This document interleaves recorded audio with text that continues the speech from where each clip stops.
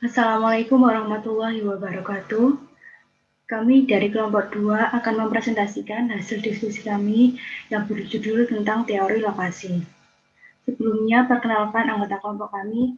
Yang pertama ada Saidah Mahbubah, saya sendiri. Yang kedua Lilis Farida. Dan yang ketiga Ida Ayu Andriani. Yang keempat Hikmatul Aini. Yang kelima Karmila Fairus. Yang keenam Sakinata Maulidina. Dan yang ketujuh Khairun Nisa Purata Ayun. Pada kesempatan kali ini, kami akan membahas yang pertama yaitu pendekatan teori lokasi, yang kedua teori Weber, dan yang ketiga market area analysis, dan yang keempat yaitu teori Pitren. Di sini saya Saidah Mahbubah akan memaparkan materi mengenai pendekatan teori lokasi. Teori lokasi merupakan suatu teori yang dikembangkan untuk memperhitungkan pola lokasi kegiatan-kegiatan ekonomi, termasuk di dalamnya kegiatan industri dengan cara yang konsisten dan logis. Keputusan teori lokasi merupakan keputusan yang dibuat oleh pelaku usaha untuk menetapkan di mana lokasi pabriknya atau usahanya beserta fasilitas-fasilitas produksinya secara optimal. Teori lokasi menjadi sangat penting karena pemilihan lokasi yang tepat akan dapat menghemat ongkos angkut, sehingga dalam proses produksi dan pemasaran akan lebih efisien. Selanjutnya yaitu lokasi dalam ruang. Lokasi dalam ruang dibedakan menjadi dua macam, yaitu lokasi absolut dan lokasi relatif. Lokasi absolut adalah lokasi yang berkenaan dengan posisi koordinat garis lintang dan garis bujur, atau yang disebut dengan letak astronomis. Lokasi absolut suatu tempat atau suatu daerah dapat diamati melalui peta. Yang kedua yaitu lokasi relatif. Lokasi relatif merupakan lokasi suatu tempat yang bersangkutan dengan kondisi wilayah di sekitarnya. Berikutnya yaitu faktor penentu pemilihan lokasi kegiatan ekonomi. Yang pertama yaitu ongkos angkut. Hal ini disebabkan karena ongkos angkut menjadi kalkulasi biaya produksi. Hal ini sangat dirasakan oleh industri pertanian maupun pertambangan, karena industri tersebut biasanya bahan baku maupun hasil produksinya merupakan barang-barang yang berat, sehingga ongkos angkutnya begitu besar pula. Yang kedua yaitu perbedaan upah antar wilayah. Jika upah di wilayah tertentu tersebut rendah, maka cenderung perusahaan akan memilih wilayah tersebut sebagai lokasi pabriknya. Yang ketiga yaitu keuntungan aglomerasi. Keuntungan aglomerasi muncul bila kegiatan ekonomi yang saling terkait satu sama lainnya terkonsentrasi pada suatu tempat tertentu. Keterkaitan ini dapat berbentuk kaitan dengan bahan baku dan kaitannya dengan pasar. Bila keuntungan tersebut cukup besar, maka pengusaha akan cenderung memilih lokasi kegiatan ekonomi terkonsentrasi dengan kegiatan lainnya yang saling terkait. Pemilihan lokasi akan cenderung tersebar bila keuntungan aglomerasi tersebut nilainya relatif kecil. Berikutnya yaitu konsentrasi permintaan.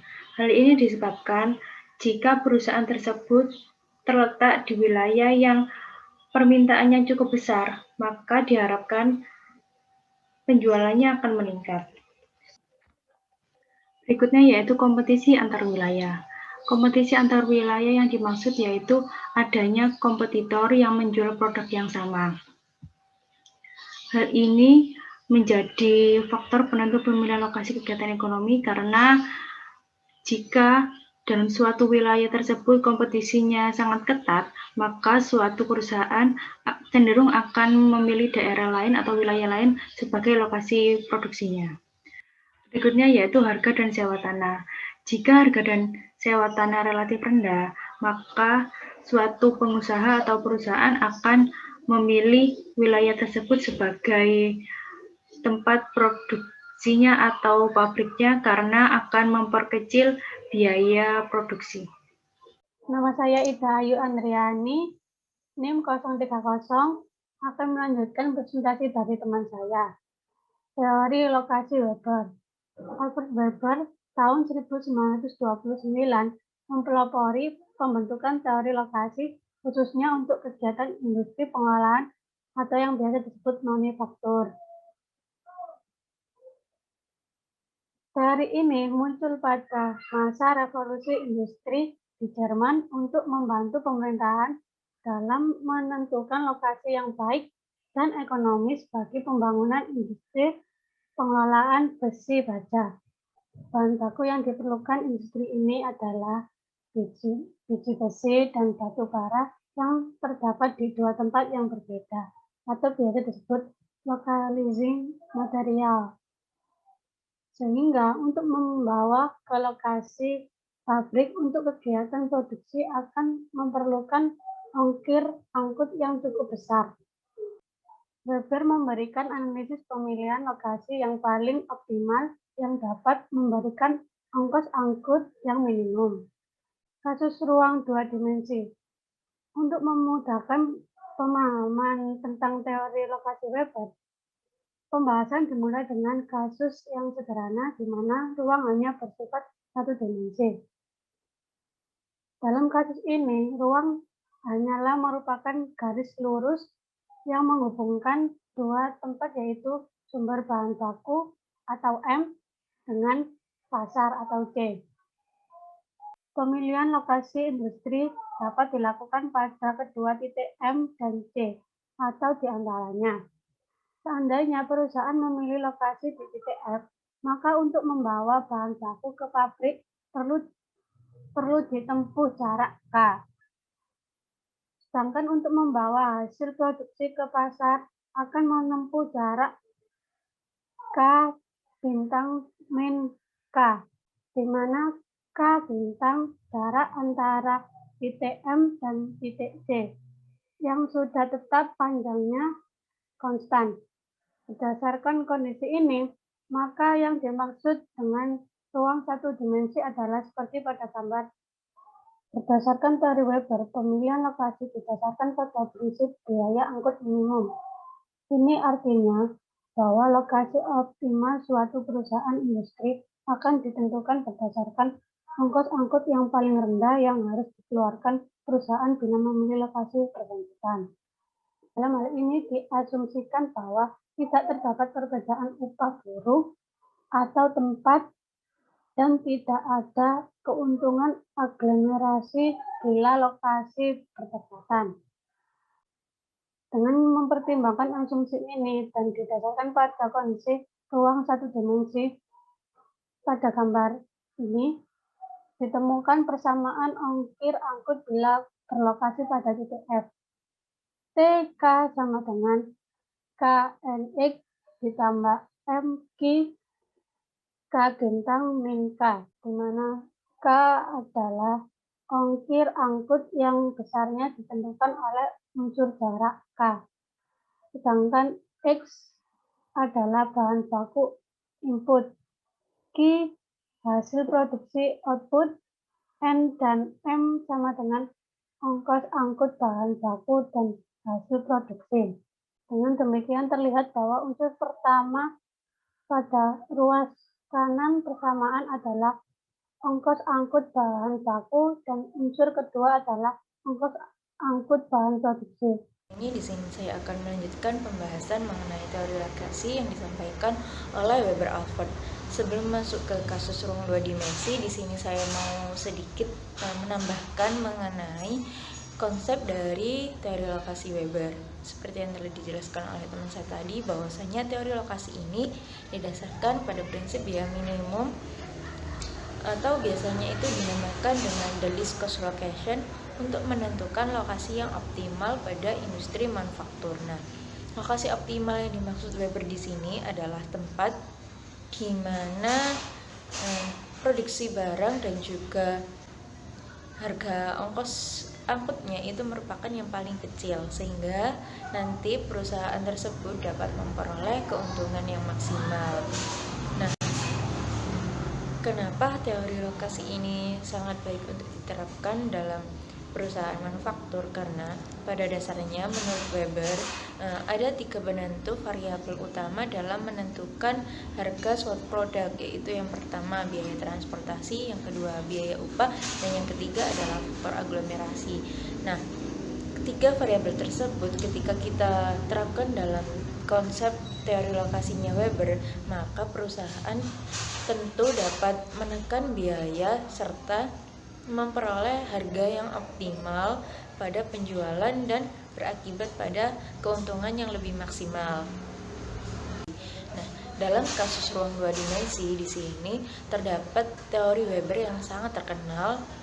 Teori ini dinamakan dengan Weberian Location Triangle, yang mana pada saat itu di negaranya Jerman saat revolusi industri, Weber dihadapkan pada permasalahan mengenai dua bahan baku utama dalam sebuah perusahaannya itu ada di dua lokasi yang berbeda serta satu lokasi pasar tetap, yaitu di sini digambarkan melalui bentuk segitiga yang mana besi adalah M1 di sudut sini dan batu bara yaitu M2 di sudut ini dan pasar yaitu di C, sehingga secara geografis ketiga tempat ini dapat dibentuk seperti segitiga. Hal inilah yang menjadikan asal mula munculnya teori lokasi triangle.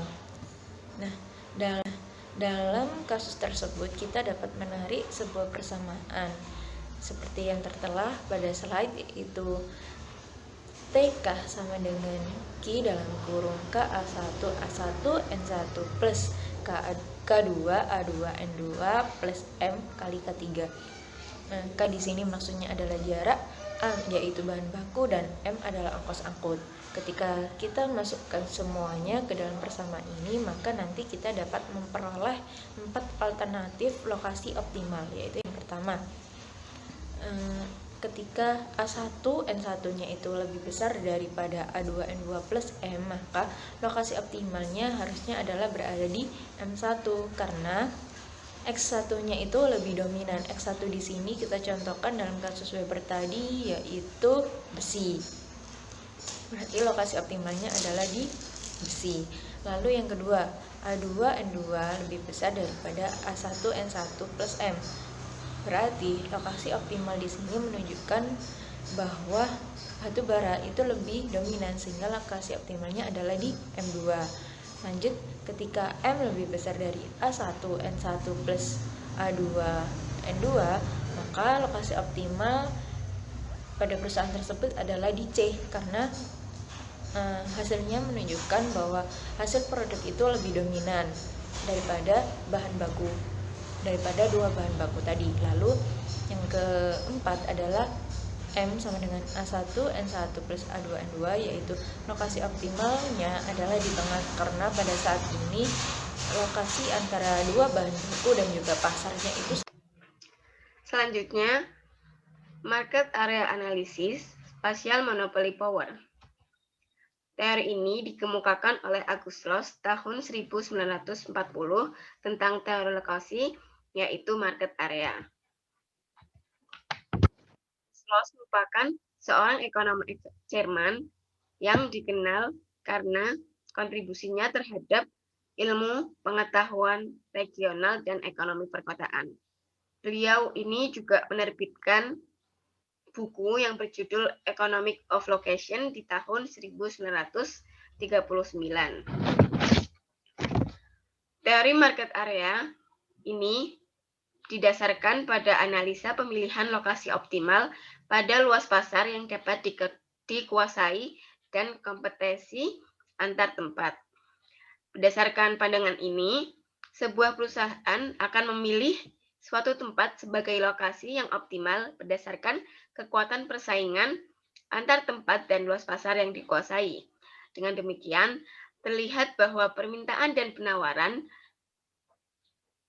antar tempat merupakan unsur penting dalam lokasi optimal dari suatu kegiatan perusahaan.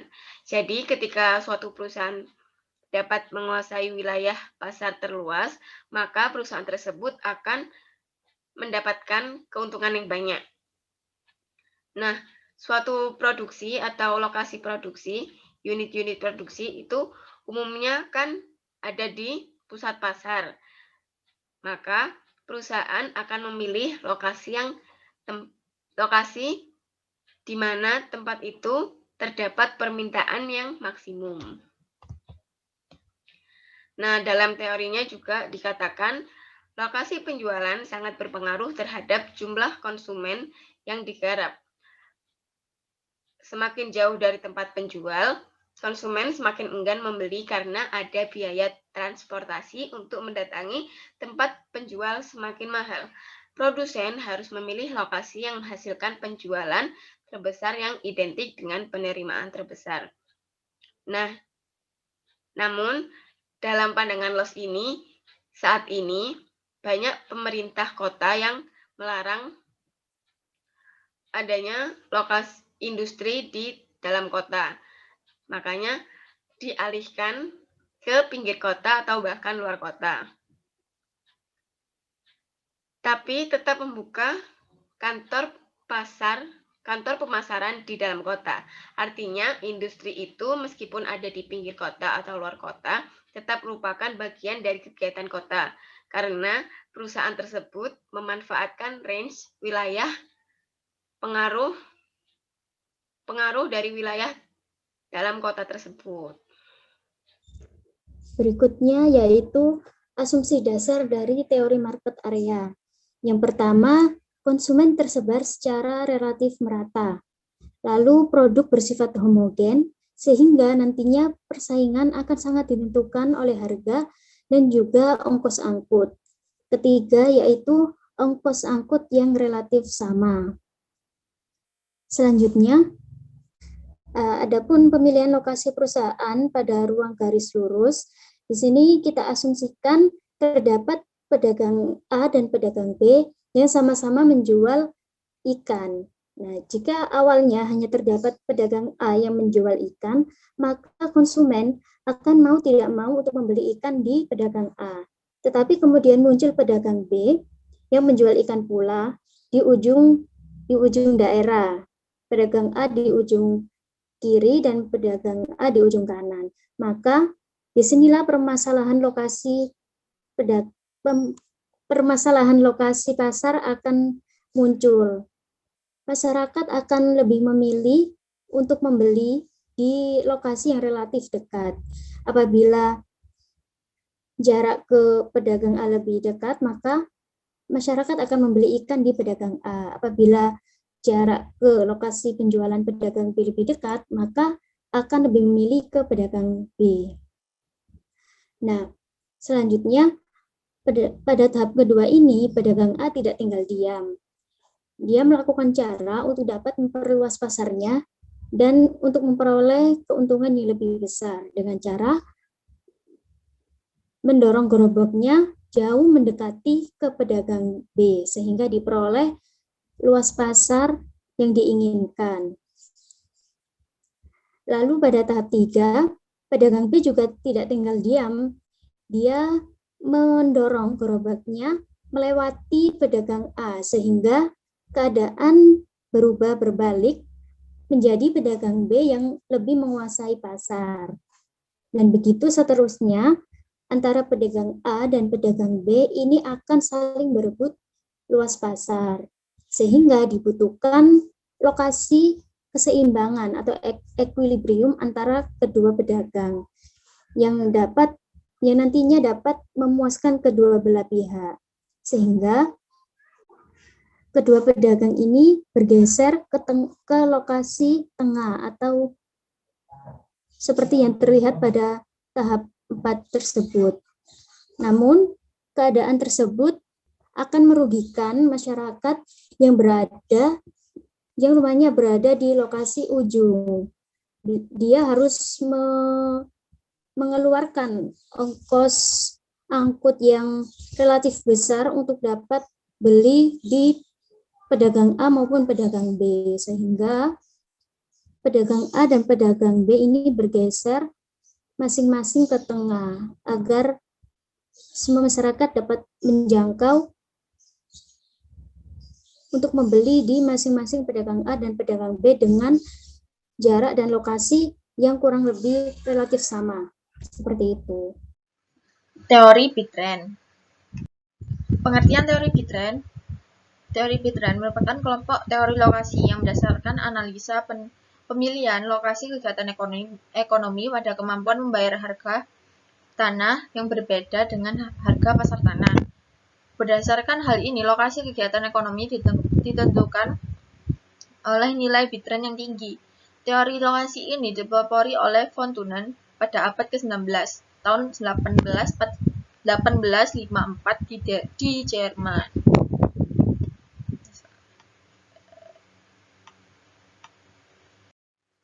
Sejarah teori Pitren. Teori lokasi ini dipelopori oleh von Thunen pada abad ke-19 tahun 1854 di Jerman. Pada zaman ini, kondisi perekonomian pada umumnya berbentuk kegiatan pertanian yang dikelola dengan sistem tuan tanah, raja, dan para bangsawan merupakan tuan tanah yang menyewakan tanah untuk dikelola oleh rakyat yang bekerja sebagai petani dengan menggunakan anggota keluarga sebagai buruh tani.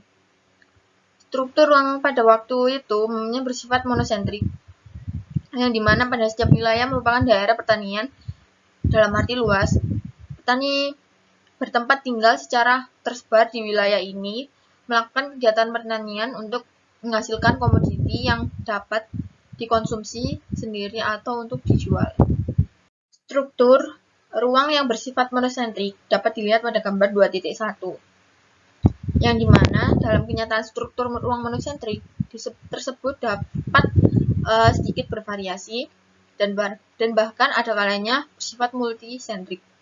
Berdasarkan struktur ruang yang sangat sederhana tersebut, von Thunen menyusun teori lokasi untuk pemilihan dan analisa kegiatan pertanian.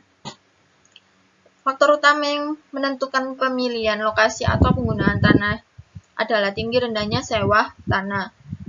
Biasanya sewa tanah akan semakin tinggi bila mendekati pusat kota dan rendah jika menjauhi pusat kota.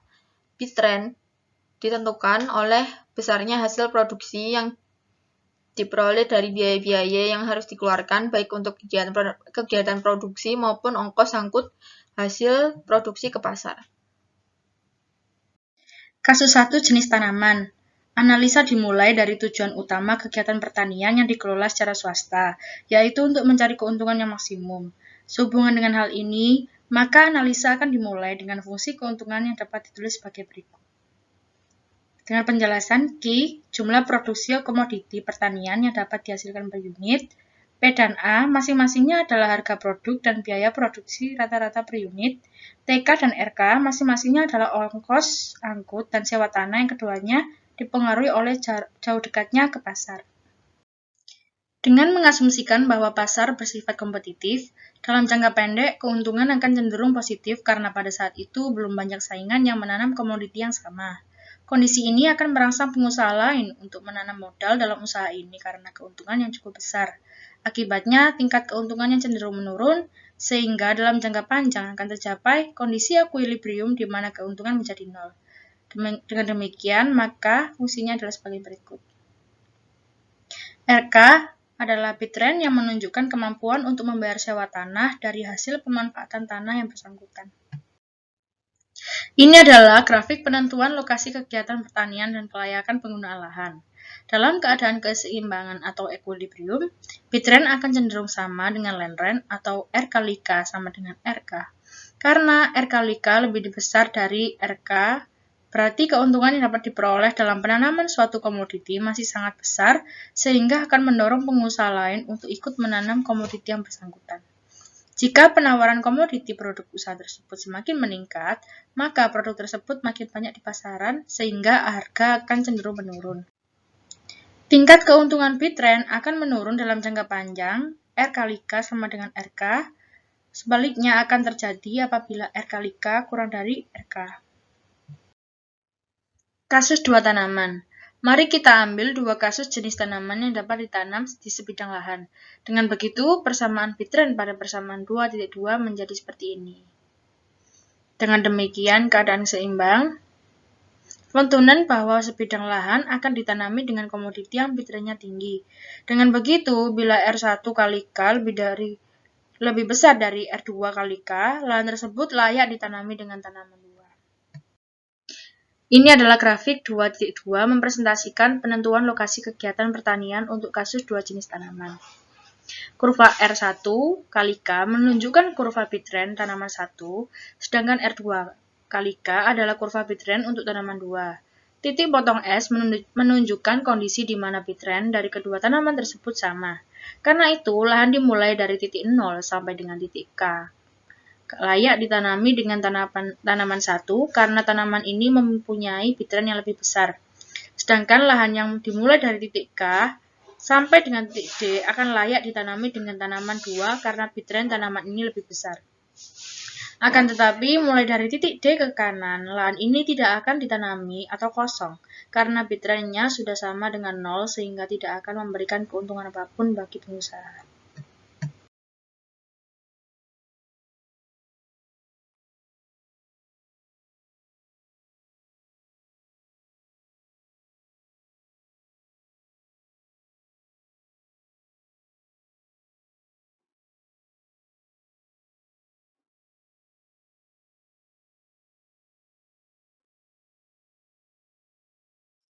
Sekian presentasi dari kelompok kami. Semoga materi yang telah dipaparkan oleh kelompok kami dapat bermanfaat bagi kita semua. Terima kasih. Wassalamualaikum warahmatullahi wabarakatuh.